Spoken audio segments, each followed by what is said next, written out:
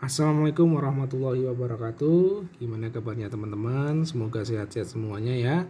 Nah, di perkuliahan kita pada kali ini, perkuliahan kewarganegaraan, kita akan membahas materi terkait dengan hak dan kewajiban warga negara.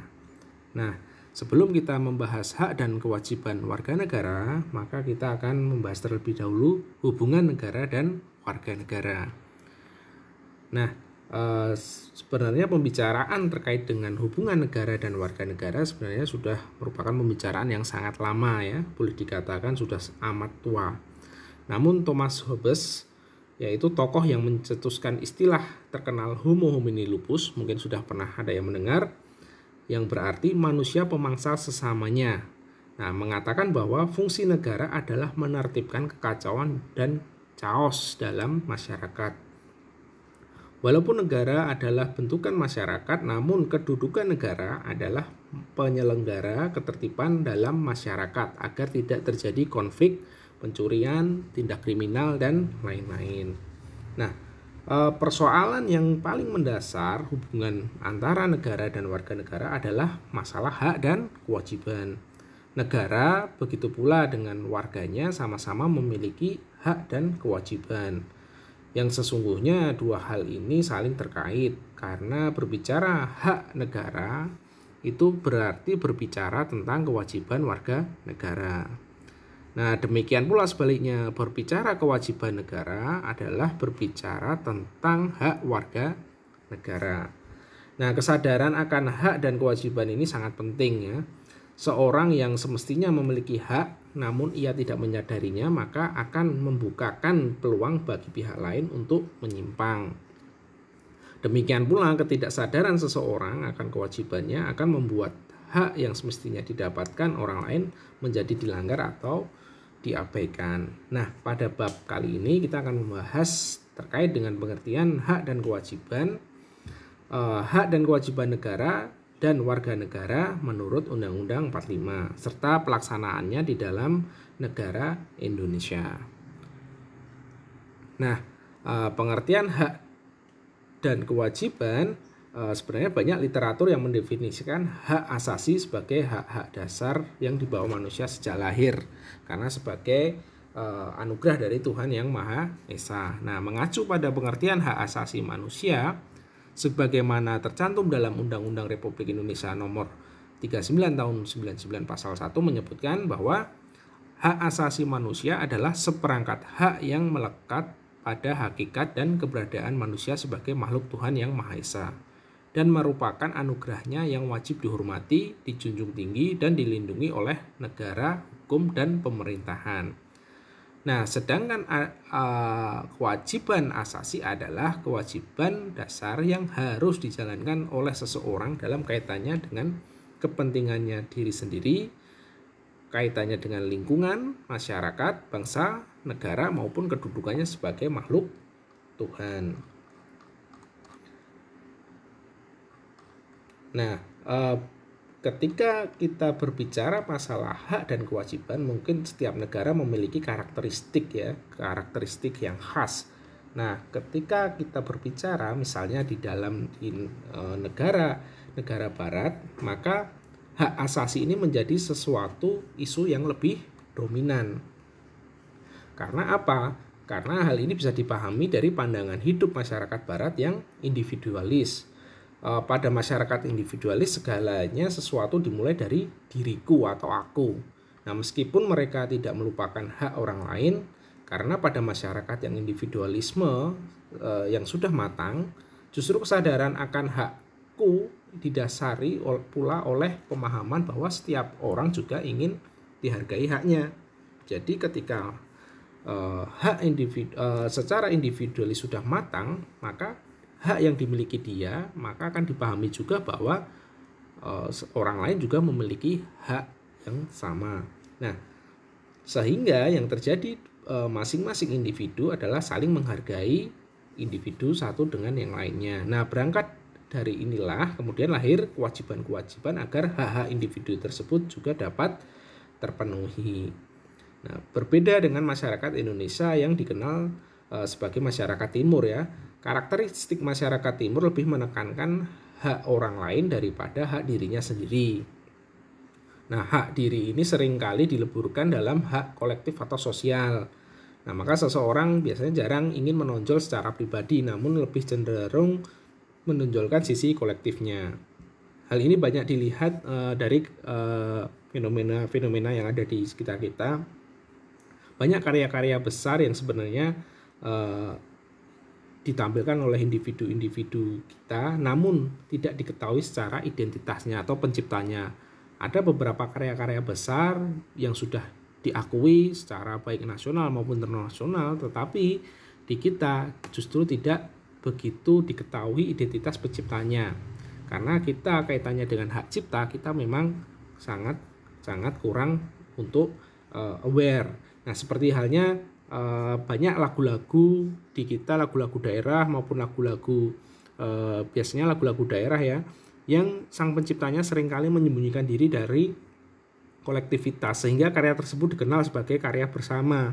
Misal lagu-lagu daerah, lagu-lagu gundul-gundul pacul dari Jawa, kemudian di Sulawesi Utara kalau nggak salah ada O Inani Keke. Nah, itu sudah sangat terkenal hingga sekarang, tapi penciptanya siapa itu masih menjadi tanda tanya hingga sekarang.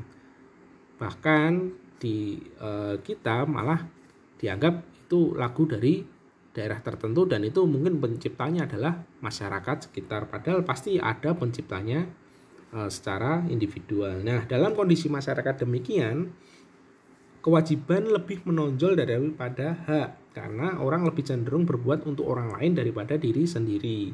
Nah, ketika seseorang berbuat untuk orang lain yang itu dipahami sebagai kewajiban, maka otomatis orang lain akan mendapatkan haknya. Demikian pula ketika orang lain menjalankan kewajibannya, maka kita juga mendapatkan hak kita. Nah, perdebatan hak dulu atau kewajiban dulu bisa didekati dengan pendekatan yang lebih sosiokultural ya dari masyarakat, sehingga kita lebih bijak dalam melihat persoalan hak dan kewajiban ini. Nah, kemudian Kartasaputro tahun 86 memberikan gambaran cakupan hak asasi manusia dengan skema sebagai berikut. Yang pertama ada personal. Nah, personal ini kaitannya dengan hak asasi pribadi, yaitu hak berpendapat, beragama, hak pemerintahan, dan hak bergerak. Jadi kita diberikan hak berpendapat, kita diberikan hak untuk menganut agama, keyakinan sesuai keyakinan kita masing-masing, dan kita diberikan hak dalam mengikuti pemerintahan. Kita juga berhak ikut di dalam pemerintahan, dan tentunya kita berhak untuk bergerak maksudnya kita secara personal kita dibebaskan untuk pergi kemana-mana, kita tidak dikekang asalkan itu sesuai dengan peraturan. Kemudian properti. Nah, properti ini bukan properti bangunan atau perumahan ya, tetapi kaitannya dengan hak asasi ekonomi. Kita di Indonesia memiliki hak, kita hak untuk memiliki sebuah benda, sebuah barang. Kita juga berhak untuk mendapatkan manfaat dan menjual. Kita berhak mendapatkan rumah. Kita berhak untuk memiliki mobil. Nah, kita juga berhak untuk memanfaatkannya, serta kita juga berhak untuk menjual belikannya. Nah, kemudian di social and culture, hak asasi sosial dan kebudayaan kaitannya dengan hak mendapatkan pendidikan, hak mengembangkan kebudayaan. Nah, hak mendapatkan pendidikan tentu kita jelas berhak untuk sekolah setinggi-tingginya. Kita berhak mengembangkan kebudayaan, kita berhak untuk melaksanakan kebudayaan-kebudayaan kita di daerah-daerah setempat. Ketika ada acara-acara tertentu, ketika ada hari-hari tertentu, kita biasanya menjalankan kebudayaan-kebudayaan daerah setempat untuk melestarikannya. Nah, kemudian terkait prosedural, hak asasi prosedural, nah kita berhak mendapatkan keadilan, peradilan, dan perlindungan. Kemudian di politikal, kaitannya dengan hak asasi politik, nah kita berhak untuk memilih, dipilih, dan berorganisasi. Kaitannya memilih, kita ketika pilkada misalnya atau pemilu, kita berhak untuk memilih wakil rakyat sesuai dengan keyakinan kita atau sesuai dengan kemantapan kita, dan kita pun juga berhak dipilih kalau misalnya kita mengajukan sebagai calon ketua, atau misalnya kita calon anggota legislatif, atau kita sebagai calon pimpinan daerah, kita pun berhak untuk dipilih. Nah, kaitannya berhak berorganisasi adalah kita berhak mengikuti organisasi ataupun mendirikan organisasi, berhak mengikuti organisasi-organisasi yang ada, ataupun kita mendirikan organisasi-organisasi kemasyarakatan. Kemudian di dalam legal equality atau hak asasi dalam perlakuan yang sama, itu perlakuan yang sama di mata hukum dan pemerintahan. Di mata hukum kita memiliki hak yang sama. Jika memang kita salah, misalnya pencuri mau itu dari kalangan atas, dari kalangan bawah, ya seharusnya mendapatkan perlakuan yang sama. Nah, kemudian kita masuk dalam hak dan kewajiban warga negara menurut Undang-Undang 45. Nah, manusia diberikan oleh Allah itu kemampuan akal, perasaan, dan indera agar bisa membedakan benar atau salah, baik dan buruk, indah dan jelek. Nah, kemampuan-kemampuan tersebut akan mengarahkan dan membimbing manusia dalam kehidupannya. Nah, kemampuan tersebut juga menjadikan manusia menjadi makhluk yang memiliki kebebasan untuk menentukan pilihan ataupun tindakannya. Nah, sesuai dengan hak dan kewajiban warga negara menurut undang-undang ada beberapa.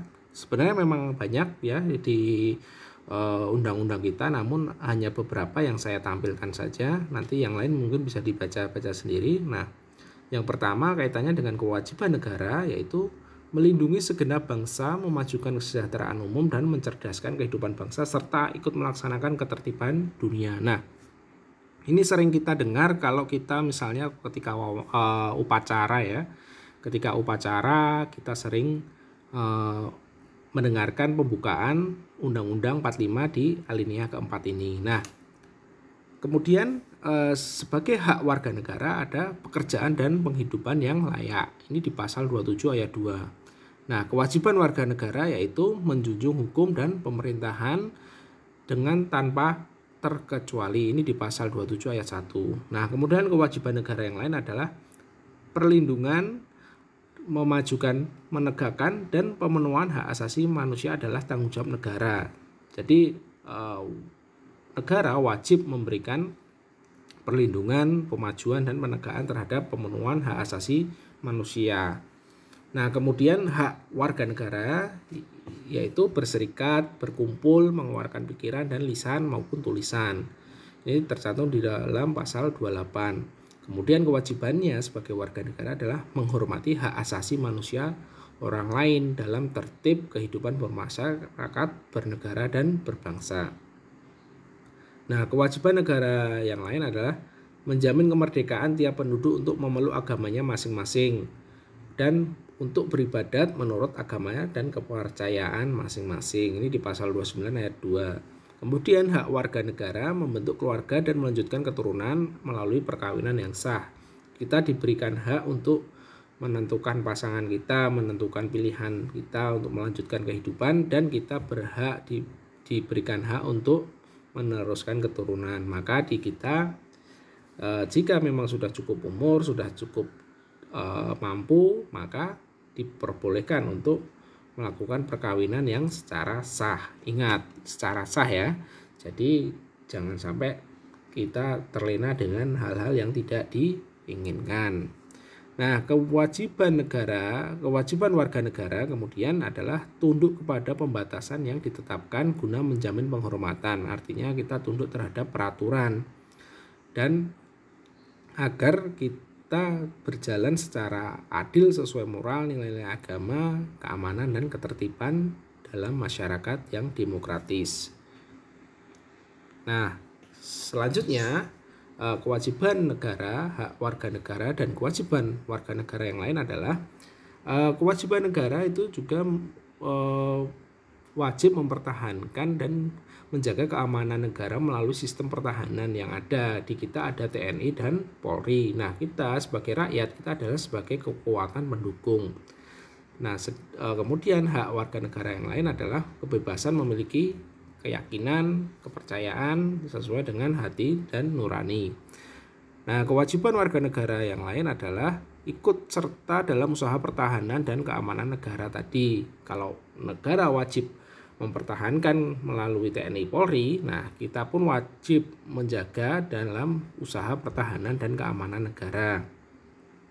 Kemudian negara wajib menyelenggarakan sistem pendidikan yang meningkatkan keimanan, ketakwaan, serta akhlak mulia dalam rangka mencerdaskan kehidupan bangsa. Nah, kita pun memiliki hak dengan mengembangkan diri melalui pemenuhan kebutuhan dasar, mendapatkan pendidikan, memperoleh manfaat dari iptek, seni, dan budaya. Nah, kewajiban kita sebagai warga negara adalah mengikuti pendidikan dasar. Kalau kita dulu pernah mendengar pendidik wajib belajar 9 tahun, artinya dari SD, SMP, SMA, nah kita wajib untuk mengenyam pendidikan tersebut. Nah, mungkin sekarang saatnya kita juga wajib mengenyam pendidikan hingga perguruan tinggi. Nah, kemudian kewajiban negara yang lain adalah mempergunakan bumi dan air kekayaan alam untuk kemakmuran rakyat. Kemudian hak kita mendapatkan perlindungan dan kepastian hukum secara adil serta diperlakukan yang sama di depan hukum, di hadapan hukum. Nah, untuk kewajiban warga negara untuk pertahanan dan keamanan negara, kita wajib melaksanakan sistem pertahanan dan keamanan rakyat yang ada. Dimulai dari hal kecil keamanan rakyat, misalnya dari Siskamling, kita pun memiliki kewajiban untuk mengamankan lingkungan kita masing-masing. Nah, kemudian kewajiban negara yang lain adalah bertanggung jawab atas penyediaan fasilitas pelayanan kesehatan dan fasilitas pelayanan umum yang layak, serta hidup sejahtera. Warganya adalah hak warga adalah hidup sejahtera lahir dan batin dan memiliki tempat tinggal serta berhak memperoleh pelayanan kesehatan. Maka dengan adanya rumah sakit, terus kemudian puskesmas dan program-program pemerintah terkait dengan pelayanan kesehatan, kita pun berhak memperoleh pelayanan kesehatan secara layak. Nah, pandangan hubungan negara dan warga negara, ada 3 pandangan ya menurut para tokoh, yaitu ada 3 pandangan, yaitu pluralis, marxis, dan sintesis. Sintesis artinya penggabungan dari keduanya. Nah, yang akan kita bahas pertama adalah pandangan terkait dengan pluralis. Nah, pluralis itu apa sih? Nah, pluralis itu berpandangan bahwa negara itu bagikan sebuah arena tempat berbagai golongan dalam masyarakat berlaga. Nah, masyarakat itu berfungsi memberikan arah pada kebijakan yang diambil oleh negara.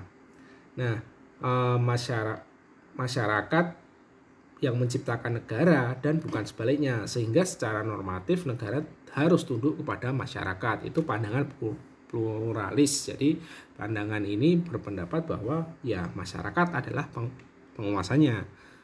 Kemudian teori Marxis itu kebalikannya, bahwa berpendapat negara adalah serangkaian institusi yang dipakai kaum borjuis atau kaum kalangan atas untuk menjalankan kekuasaannya. Nah, dari pandangan ini sangat jelas perbedaannya dari teori pluralis. Kalau teori pluralis tadi melihat dominasi kekuasaan pada warga negara, sedangkan di teori Marxis kekuasaan pada negara. Seperti yang dicontohkan pada tokoh Marxis dari Italia, Antonio Gramsci, yang memperkenalkan istilah hegemoni untuk menjelaskan bagaimana negara menjalankan penindasan tetapi tanpa menyebabkan perasaan tertindas. Bahkan negara dapat melakukan kontrol kepada masyarakat, artinya untuk menjalankan kekuasaan tadi. Nah, kemudian muncul pandangan sintesis, artinya menggabungkan dari keduanya. Jadi pandangan yang menyatukan dua pandangan tersebut menurut teori Anthony Giddens, ia melihat ada kata kunci untuk kedua teori tersebut, yaitu struktur untuk teori Marxis dan agensi untuk pluralis. Nah, Giddens berhasil mempertemukan kedua kata kunci tersebut yang ia pandang bahwa antara struktur dan agensi harus dipandang sebagai dualitas secara berdialektik atau secara saling mempengaruhi yang berlangsung secara terus-menerus. Jadi untuk menyederhanakan pandangan Gildes, saya mencoba mengganti istilah struktur sebagai negara dan agensi sebagai warga negara. Jadi negara mempengaruhi warga negara dalam arti yaitu memampukan dan menghambat, bahwa bahasa yang digunakan oleh Gildes ini sebagai contoh saja. Nah, keduanya merupakan rules yang benar-benar bisa saling melengkapi. Jadi warga dan negara adalah sebuah konstitusi yang saling melengkapi. Nah, kemudian misalnya contohnya seperti ini. Contoh konkret adalah ketika kita misalnya harus mengurus KTP, harus menyediakan waktu khusus untuk menemui sebuah negara. Nah, negara itu adalah siapa? Ya, RT, RW, dukuh, lurah, dan camat. Nah, ini mungkin akan menghambat kita dalam mendapatkan sebuah KTP karena kita akan melalui step-step tersebut. Tetapi kalau kita tidak melalui itu, kita juga tidak bisa karena kita harus melalui prosedur yang sudah ditetapkan oleh negara. Jadi itulah kenapa warga dan negara harus bisa saling melengkapi. Nah, kemudian pelaksanaan hak dan kewajiban negara dan warga negara di Indonesia itu ada 3 hal penting dalam pelaksanaan hak dan kewajiban ini terkait dengan ideologi kita, yaitu ideologi Pancasila. Nah, yang pertama adalah Pancasila perlu dimengerti secara tepat dan benar, baik dari pengertian sejarah, konsep, prinsip-prinsip, dan nilai-nilai yang terkandung di dalamnya. Banyak hal yang terjadi ketika semangat untuk mengamalkan Pancasila yang sangat tinggi namun didasari oleh pemahaman atau konsep dasar yang kuat. Dan sehingga ketika Pancasila ingin mengamalkan yang sangat tinggi namun tidak didasari oleh pemahaman konsep dasar yang kuat, maka akan menimbulkan sebuah polemik. Nah, hal ini amat mudah dilihat ya dalam praktek-praktek perekonomian kita dan perpolitikan kita di Indonesia saat ini yang tanpa sadar sudah mengekor pada sistem-sistem kapitalis dan perpolitikan yang bernafaskan individualistis atau kolektivitas secara sepihak. Kemudian hal kedua adalah pedoman pelaksanaan yang dilakukan oleh pemerintahan Orde Baru yang membuat pedoman penghayatan dan pengamalan Pancasila atau P4.